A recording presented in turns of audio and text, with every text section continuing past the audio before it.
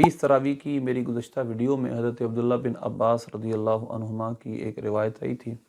उसके मुतल्लिक़ मुहद्दिसीन का कुछ कलाम है और उसकी सनद में एक रावी ज़ईफ़ है, अगरचे बाद उसकी तौसीक़ करते हैं, लेकिन हम इस बात को चले मान के चलते हैं कि हज़रत अब्दुल्ला बिन अब्बास रज़ी अल्लाह अन्हुमा की रिवायत के नबी पाक सल्लल्लाहु अलैहि वसल्लम जो आप 20 रकत तरावी पढ़ा करते थे। मुसन्नफ़ इब्न अबी शैबा में, सुनन कुबरा बैहक़ी में हदीस है। हम इस बात को मान कर चलते हैं कि वो सनदन ज़ईफ़ है। लेकिन अब अगर कोई रिवायत सनदन ज़ईफ़ साबित हो जाए तो आया हम उस पर अमल नहीं करेंगे, या क्या और जो सनदें हैं, जो और सहाबा कराम अलैहिम रज़वान के आमाल हैं जिनसे सही सनदों से सहाबा से 20 रकत तरावी पढ़ना साबित है,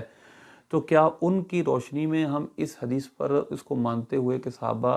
के नज़दीक चूँकि 20 रकत तरावी वो सही सनद से साबित है, तो लिहाजा इसकी सनद में अगर कोई रावी ज़ईफ़ है तो उसका ज़ो भी उठ गया, तो आया इसका ज़ो भी उठ जाएगा। पहली बात ये सुन लें कि हर रिवायत ज़ईफ़ हो और उस पर अमल करना मुमकिन ना हो, ऐसा नहीं है। मसलन ये मेरे सामने जामे तिरमिज़ी है, इसकी किताबुल इलल, आखिर में इमाम तिरमिज़ी ने किताब एक चैप्टर बांधा है किताबुल इलल। इसमें इन्होंने फरमाया है जमीउ माफ़ी हाज़िल किताबी मिनल हदीसी हुआ मामूल बिही, जितनी हदीसें इस किताब में सब मामूल बिही हैं, यानी सब पर अमल है। वबिही आख़ज़ा बाअदु अहलिल इल्मी मा खिला हदीसैन, दो हदीसों के अलावा बाकी तमाम हदीसों पर किसी न किसी इमाम का अमल है। वो दो हदीसें बिला उज़र ज़ोहर और असर की मदीना शरीफ में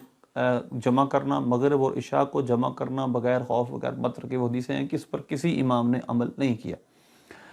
और इसके अलावा वो कहते हैं जितनी हदीसें इस किताब में वो सब मामूल बिही हैं। अब सवाल ये पैदा होता है कि क्या जामे तिरमिज़ी में हर हदीस सही है? ऐसा नहीं है। बेशुमार रिवायतें हैं इमाम तिरमिज़ी की तिरमिज़ी में जिस पर ज़ोफ़ का हुक्म है। ज़ुबैर अली ज़ई की जो तहकीक है उसमें अगरचे उसने खींचतान के बहुत सारी सही हदीसों को, हसन हदीसों को ज़ईफ़ कहा, लेकिन इसके अलावा भी इमाम तिरमिज़ी ने भी बहुत सारी हदीसों को खुद ज़ईफ़ कहा है।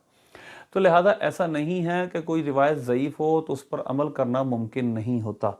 बल्कि ज़ईफ़ रिवायत पर अमल करना मुमकिन होता, दुरुस्त होता, इस पर कोई हर्ज नहीं, एक अलग बहस है। और इसके बारे में कि क्या जो रिवायत ज़ईफ़ हो उसके ज़ोफ़ के उठने के तरीक़ों में से एक तरीक़ा ये नहीं है कि उसको तलक़ी उम्मत बिलक़बूल हासिल हो जाए, उम्मत के उलमा ने, मुज्तहिदीन ने उसको कबूल कर लिया, उस पर अमल करना शुरू कर दिया हो, तो क्या उसको हदीस सही नहीं हो जाती? यही हमारी वीडियो का उन्वान है। और इस हवाले से मैं पहले ये बात कर दूं कि हमारा किसी एक दो पर, हम मौजूदा दौर के वहाबिया या नए नए लोग फितने उठ रहे हैं, हम इनकी बात पर अमल नहीं करेंगे। हम मुसल्लमात को मानेंगे, जो इस फ़न के मुसल्लम इमाम हैं वो क्या कहते हैं, और यही असूल है। मसलन ये सही बुखारी में किताब एतिसाम बिल किताब व सुन्ना जो किताब है, आखिरी किताब से पहली किताब किताब तौहीद से, उसमें इमाम बुखारी रहमतुल्लाह अलैह ने ये बाब बांधा है वकज़ालिक जअलनाकुम उम्मतन वसता, इसका बाब नंबर 19 है इस किताब एतिसाम का। इसमें इमाम बुखारी ने सराहतन फरमाया वमा अमर नबी सल्लल्लाहु अलैहि वसल्लम बिलुज़ूमिल जमाअत, जो हुजूर ने जमात के साथ रहने के लुज़ूम का हुक्म दिया है कि जमात के साथ रहो, फरमाया हुम अहलुल इल्म, वो अहले इल्म की जमात है, यानी अहले इल्म का जिस चीज़ पे कट हो जाए हमें उसके साथ रहना चाहिए। अब अहले इल्म इस बारे में क्या कहते हैं, मैं आपके सामने कुछ हवाले पेश करता हूँ।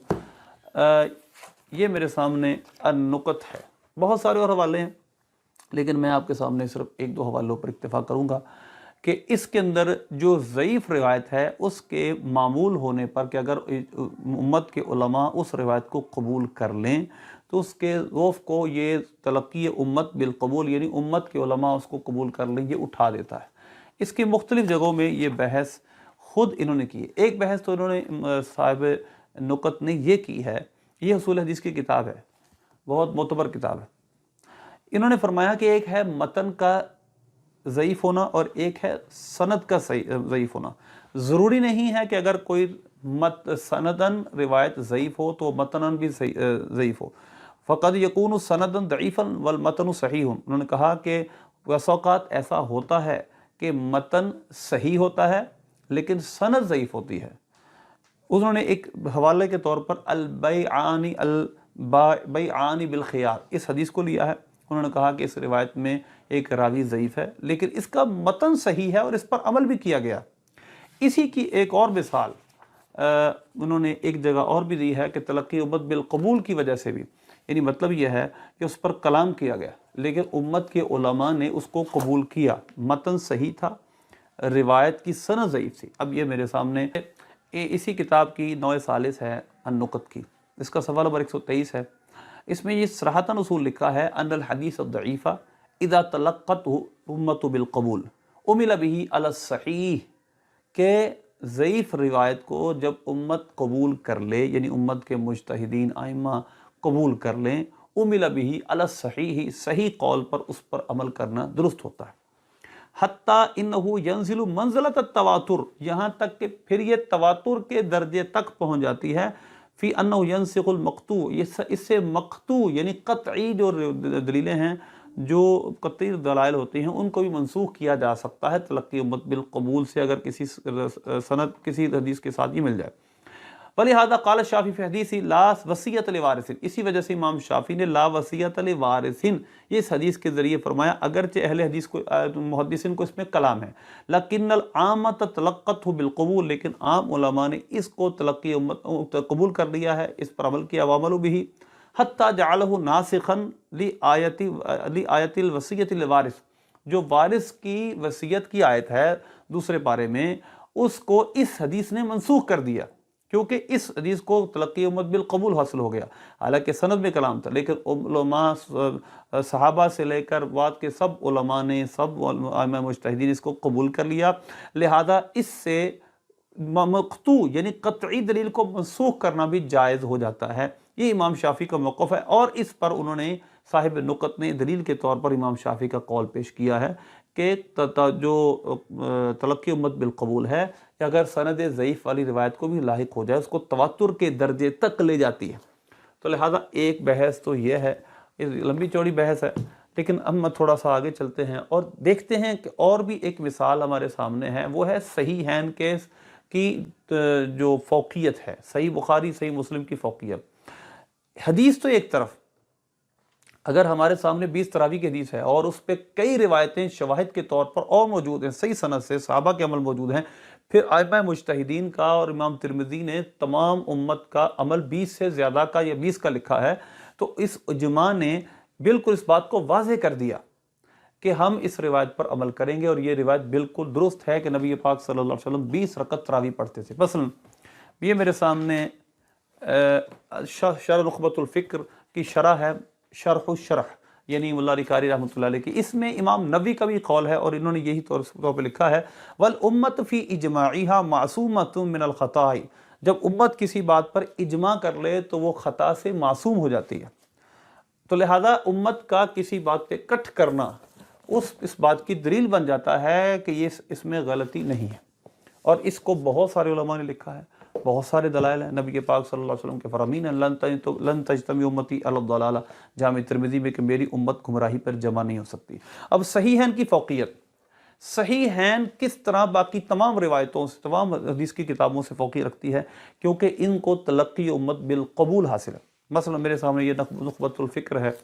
علامہ ابن حجر عسقلانی رحمۃ اللہ علیہ کی، انہوں نے فرمایا وَتَلَقِّ الْعُلَمَاءِ لِكِتَابِهِمَا بِالْقُبُولِ، اور علماء کے ان کتابوں کو قبول کرنے کی وجہ سے یہ کتابیں تمام باقی کتابوں پہ فوقیت لے گئیں۔ وَهَا تَلَقِّيُّ وَحْدَهُ أَقْوَى فِي إِفَادَةِ الْعِلْمِ مِنْ مُجَرَّدِ كَثْرَةِ الطُّرُقِ الْقَاصِرَةِ مِنَ التَّوَاتُرِ، اور یہ جو تلقی امت بالقبول ہے، یہ اکیلی ہی ان روایتوں سے جن کے کثیر طرق ہوتے ہیں لیکن تواتر تک نہیں پہنچتے، ان کثیر طرق سے بھی زیادہ مضبوط ہے تلقی امت بالقبول۔ اسی کو ایک اس کے صفحہ نمبر ہے صفحہ 52 نخبۃ الفکر کا، اسی طرح اسی بات کو صفحہ نمبر 62 پہ بھی آپ نے لکھا، لاتفاق العلماء بعدہما علی تلقی کتابہما بالقبول، علماء نے اس دو کتابوں کو قبول کر لیا، وگرنہ صحیحین کے بخاری اور مسلم کے